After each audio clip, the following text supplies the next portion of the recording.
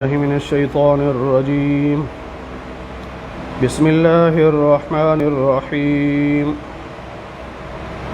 ونضع الموازين القسط ليوم القيامة فلا تظلم نفس شيئا وإن كان مثقال حبة من خردل أتينا بها وكفى بنا حاسبين.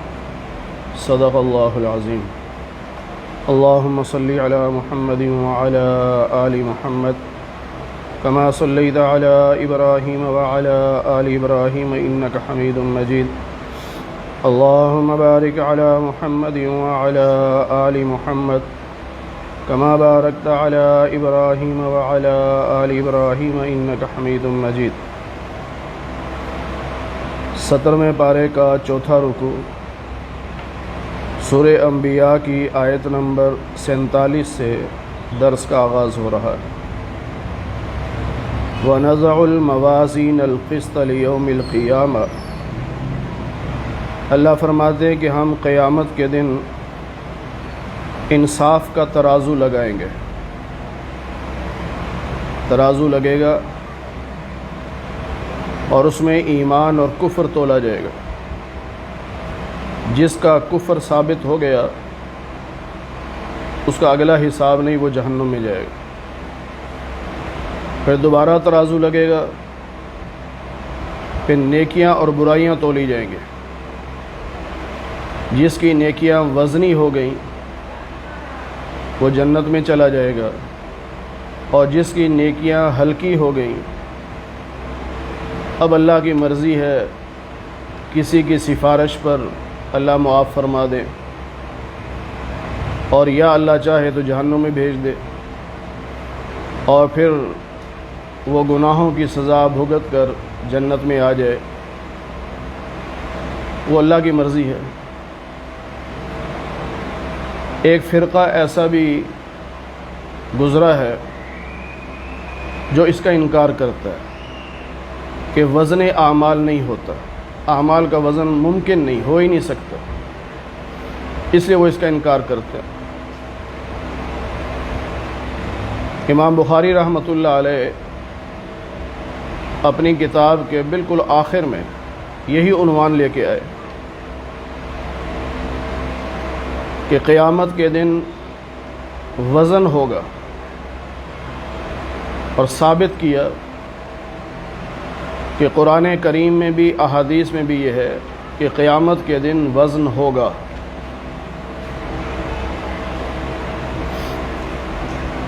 اللہ تعالیٰ نے اس دور میں لوگوں کو سمجھانے کے لیے اپنے بندوں کو ایسی عقل عطا فرمائی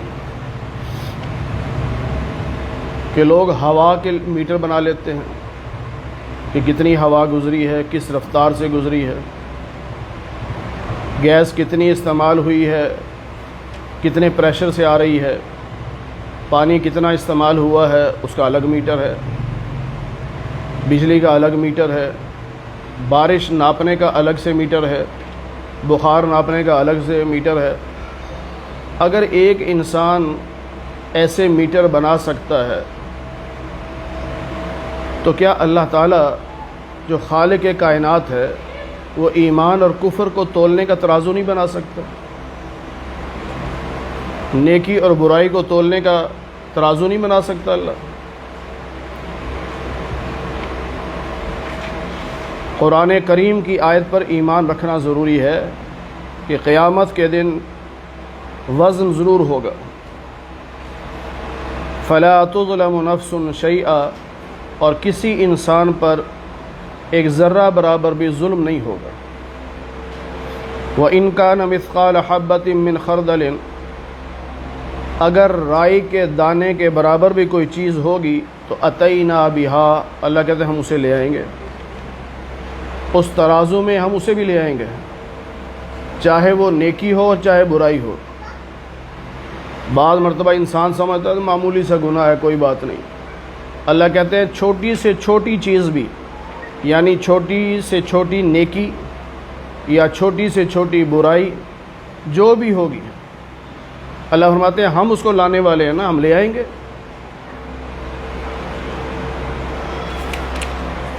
وَكَفَى بِنَا حَاسِبِينَ، اور حساب لینے کے لیے ہم خود کافی ہیں۔ وَلَقَدْ آتَيْنَا مُوسَىٰ وَهَارُونَ، ہم نے موسیٰ علیہ السلام اور ہارون علیہ السلام کو فرقان عطا کی۔ فرقان تورات کا نام ہے، قرآن کریم کو بھی فرقان کہتے ہیں، تورات کو بھی فرقان کہتے ہیں، غزوہ بدر کو بھی فرقان کہتے ہیں۔ فرقان کا معنی ہوتا ہے حق اور باطل کے درمیان فرق کرنے والے۔ تو اللہ فرماتے ہیں کہ ہم نے ان دونوں نبیوں کو جو آپس میں بھائی تھے، ہم نے ایسی کتاب عطا فرمائی جو فرقان تھی، وضیاءً، اور جو روشنی تھی، یعنی جہالت کے اندھیروں سے نکالنے کے لیے وہ کتاب روشنی کا کام دیتی تھی، وذکر للمتقین، اور وہ کتاب متقیوں کے لیے نصیحت تھی۔ متقی کون ہیں؟ الذین یخشون ربہم بالغیب، جو اپنے رب سے ڈرتے ہیں بن دیکھے، اور اصل ایمان بھی یہی ہے۔ پہلے پارے کے آغاز ہی میں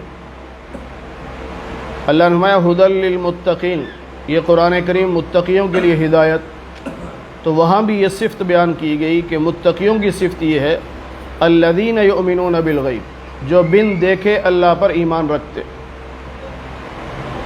اور ایمان بالغیب ہی اللہ کو منظور ہے۔ بعض لوگ کہتے ہیں جی ہمیں دکھاؤ، قبر میں عذاب ہو رہا ہے ہمیں دکھاؤ، فرشتے ہمیں تو نظر نہیں آئے کبھی، ہم کیوں مانیں؟ جن ہمیں نظر تو آئے نہیں، ہم کیوں مانیں؟ تو یہ انسان کا ایمان نہیں رہتا۔ بن دیکھے ماننا، اللہ کو نہیں دیکھا مانا ہے، نبیوں کو نہیں دیکھا مانا ہے، کتابوں کو اترتے نہیں دیکھا مانا ہے، فرشتوں کو نہیں دیکھا مانا ہے، جنات کو نہیں دیکھا مانا ہے۔ اسی طرح قیامت کو ہم نے نہیں دیکھا لیکن مانا ہے، پل صراط کو نہیں دیکھا لیکن مانا ہے۔ یہ ایمان بالغیب ہے، اور یہ مقصود ہے۔ دیکھ کر تو کافر بھی ایمان لے آئے گا، لیکن وہ ایمان قابل قبول نہیں۔ تو اللہ فرماتے ہیں کہ متقی وہ ہیں جو اپنے رب سے بن دیکھے ڈرتے ہیں، وَهُم مِّنَ السَّاعَةِ مُشْفِقُونَ، اور وہ قیامت سے بھی خوف کھاتے ہیں، یعنی ڈرتے ہیں کہ پتہ نہیں قیامت کے دن میرا کیا حال ہوگا۔ اور جو ڈرتا ہے اللہ کو اس پہ رحم بھی آتا ہے پھر۔ وَهَذَا ذِكْرٌ مُبَارَكٌ، اور یہ قرآن کریم بھی ذکر ہے، نصیحت ہے، اور یہ برکتوں والی کتاب ہے۔ انزلناہ، اسے ہم نے نازل کیا ہے۔ افانتم لہ منکرون، کیا تم اس کا انکار کرو گے؟ جب اللہ کہہ رہے ہیں کہ میری کتاب ہے تو انکار کرنے والا تو کافر ہو جائے گا۔ جس طرح ہم مسلمان قرآن کریم کو اللہ کی کتاب مانتے ہیں اور یہی ایمان ہے، اور اسی طرح پہلی 3 آسمانی کتابیں تورات، زبور، انجیل اور 150 کے قریب صحیفے، ان سب کو اتنا ماننا کہ یہ اللہ کی طرف سے ہیں، یہ ایمان کا حصہ ہے۔ اگر خدا نہ خواستہ کوئی کہہ دے میں تورات نہیں مانتا، مسلمان نہیں رہے گا۔ کوئی کہتا ہے میں انجیل نہیں مانتا، مسلمان نہیں رہے گا۔ مسلمان ہونے کے لیے چاروں آسمانی کتابوں کو ماننا ضروری ہے۔ اب اس میں یہ نہیں ہے کہ آج کوئی بندہ انجیل پیش کرے ہم کہیں جی میں اس کو لفظ بلفظ مانتا ہوں، نہیں، اتنا ماننا کہ انجیل، تورات، زبور یہ اللہ کی طرف سے نازل ہونے والی کتابیں ہیں بس، کیونکہ قرآن ہی نے ہمیں بتایا کہ ان کتابوں میں ان لوگوں نے رد و بدل کر دیا، تحریفات کر دی، تو اندر جو کچھ لکھا ہے اس پر ایمان لانا ضروری نہیں ہے۔ اب یہاں سے انبیاء علیہم السلام کے کچھ واقعات بیان ہو رہے ہیں۔ اللہ فرماتے ہیں کہ ہم نے ابراہیم علیہ السلام کو رشد و ہدایت، سمجھ عطا فرمائی، وَكُنَّا بِهِ عَالِمِينَ، اور ہم اس کی خبر بھی رکھنے والے تھے، یعنی جانتے تھے ہم کہ ابراہیم علیہ السلام کہاں ہیں، کیا کر رہے ہیں، کس حال میں، ہمیں سب پتہ۔ فرمایا ابراہیم علیہ السلام نے اپنے والد سے اور اپنی قوم سے ایک سوال کیا، ما هذه التماثیل، یہ جو بت ہیں، تصویریں، مورتیاں، ان کی کیا حقیقت ہے جن کے آپ مجاور بن کے بیٹھے ہو، ان کی حقیقت کیا ہے؟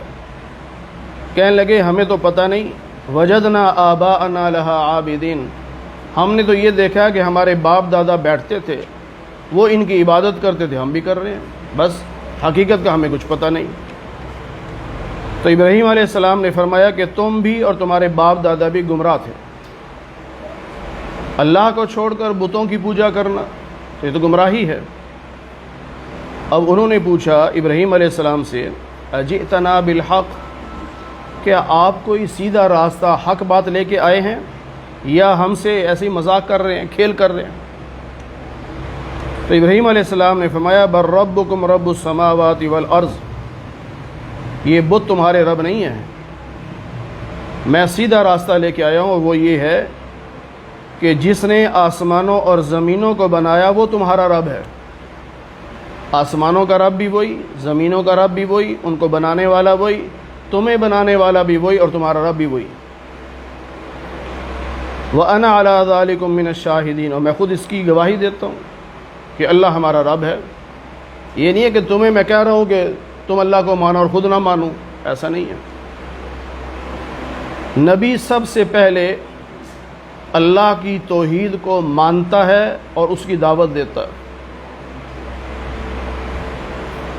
یہ آج کل کا زمانہ ہے کہ پیر یا مولوی وہ لوگوں کہتے ہیں یہ تمہارے لیے ہے، ہمارے لیے نہیں ہے، جاؤ تم نمازیں پڑھو، ہماری تو معاف ہو گئی ہیں۔ بہت ساری ایسی رسمیں ہیں جن کو دین کا نام دیا گیا، لیکن عوام سے وہ رسمیں کرواتے ہیں، مولوی خود نہیں کرتا۔ آپ تجربہ کر کے دیکھ لیں، مولوی خود نہیں کرتا، پیر خود نہیں کرتا، اب لوگوں سے سجدہ کروائے گا۔ بہت سارے ایسے لوگ ہیں پیر بنے بیٹھے ہیں اور لوگ آ کے ان کے قدموں میں سجدہ کر رہے ہیں، اور اس پیر سے پوچھو کہے گا اللہ کے علاوہ کسی کو بھی سجدہ حرام ہے۔ بھئی کروا کیوں رہا ہے تو؟ ان کو کیوں نہیں ڈانٹتا اپنے مریدوں کو کہ خبردار سجدہ مت کرنا، سیدھے ہو کے بیٹھو؟ لیکن نہیں، سجدے بھی کرواتے ہیں، الٹا شاباش بھی دیتے ہیں، خود نہیں کرے گا سجدہ۔ اگر یہ عبادت ہے تو خود بھی کرنا۔ تو اس لیے ابراہیم علیہ السلام نے فرمایا کہ تم بھی اور تمہارے باپ دادا بھی یہ گمراہ ہیں، اور میں ایسا نہیں کہ تمہیں اس بت پرستی سے ہٹاؤں اور خود اس میں لگا رہوں، نہیں، میں خود بھی گواہی دے رہا ہوں کہ آسمانوں زمینوں کا رب اللہ ہے، میرا رب بھی اللہ ہے۔ پھر فرمایا وَتَاللَّهِ لَأَكِيدَنَّ أَصْنَامَكُمْ، اب یہ بات دل میں کہی کہ اللہ کی قسم تمہارے بتوں کے ساتھ میں کچھ نہ کچھ کروں گا۔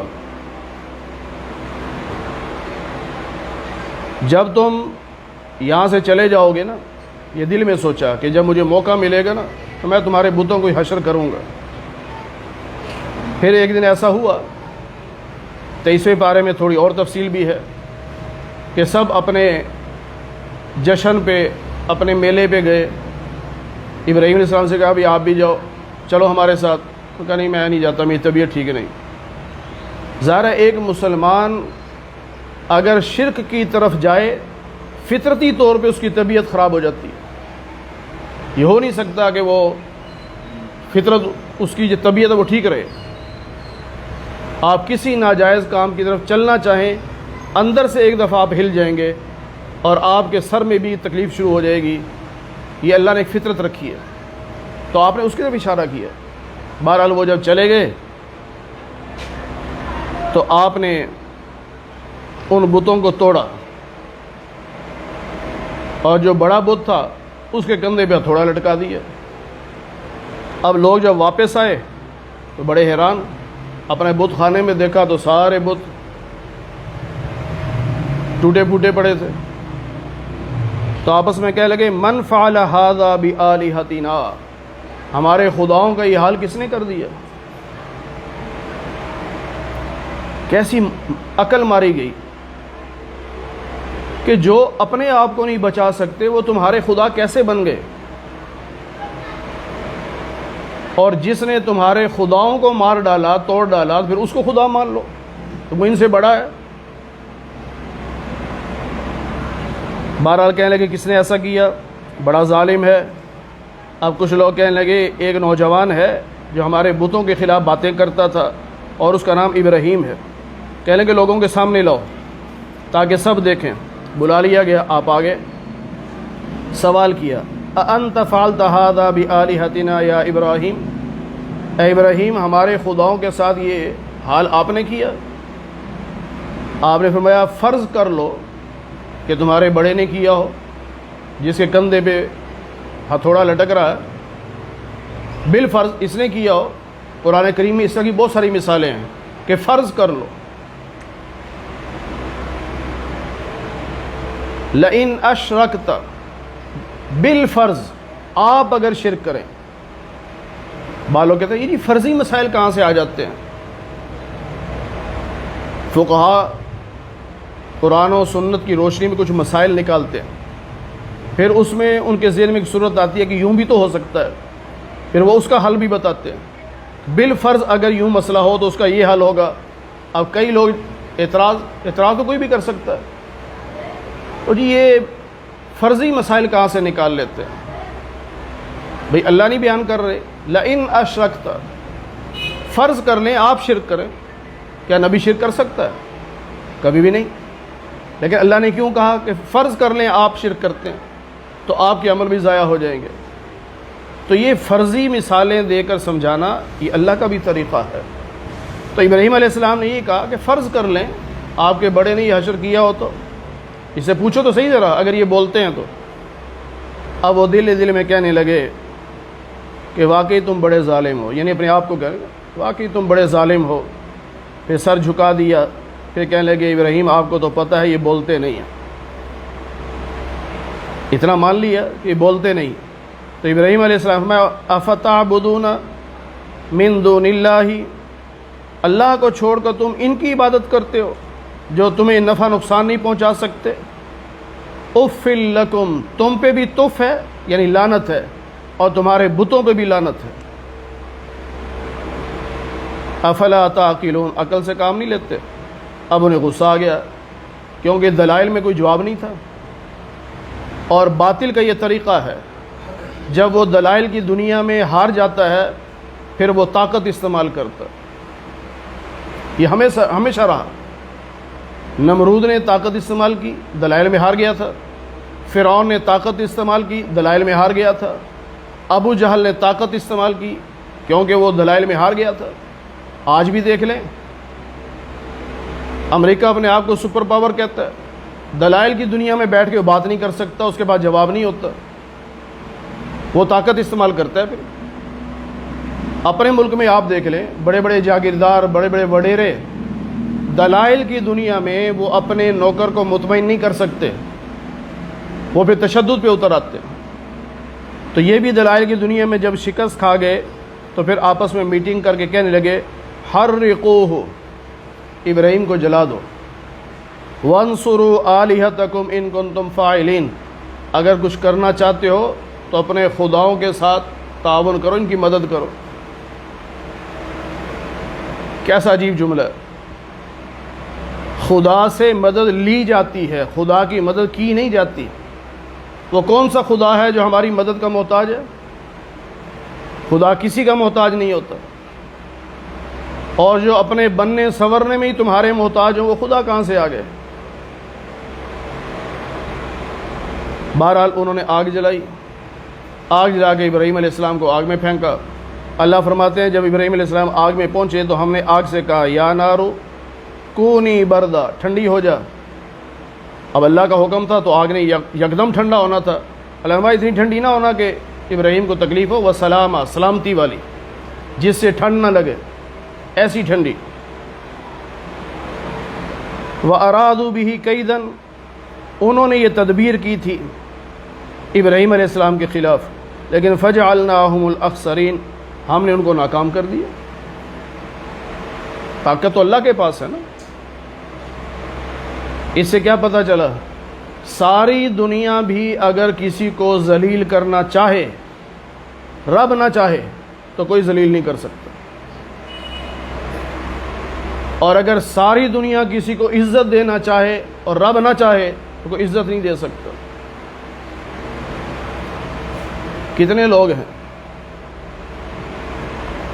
جن کو بڑے بڑے ادارے عزت دینا چاہتے ہیں، لیکن وہ اتنے ہی عوام میں ذلیل ہو رہے ہیں۔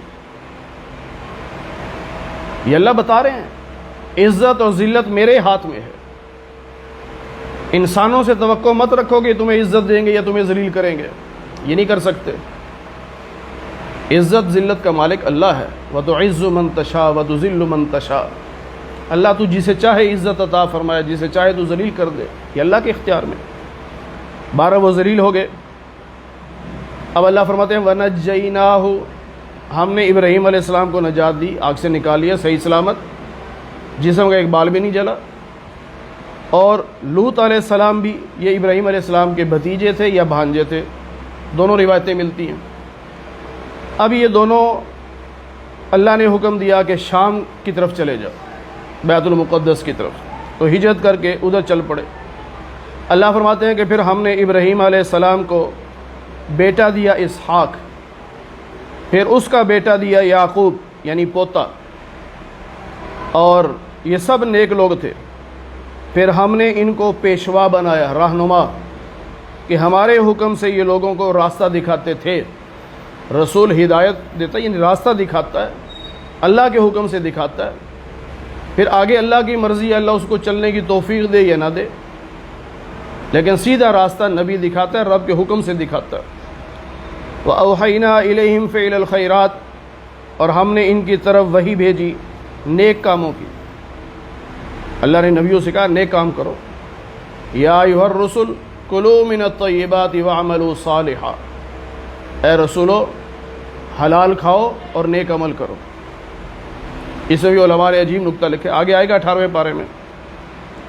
وَإِقَامَ الصَّلَاةِ وَإِيتَاءَ الزَّكَاةِ، ہم نے ان کو حکم دیا نماز کے قائم کرنے کا، زکوٰۃ کے ادا کرنے کا۔ وَكَانُوا لَنَا عَابِدِينَ، اور یہ سب ہمارے بندے تھے، بندے ہیں۔